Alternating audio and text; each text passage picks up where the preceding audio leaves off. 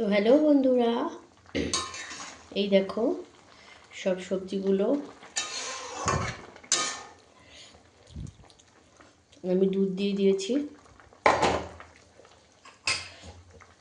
মাম্মামে জল খাওয়ার এই গ্লাসটার পুরো 1 গ্লাস, আশা করি বুঝতে পারছো গ্লাসটা তোমরা কতটা বড়। 1 গ্লাস দুধ দিয়ে দিয়েছি।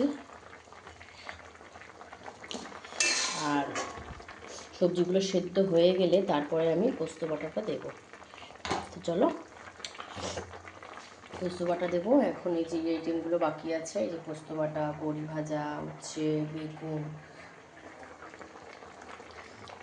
হলুদ দিইনি, সাদা সাদা করবো তাই।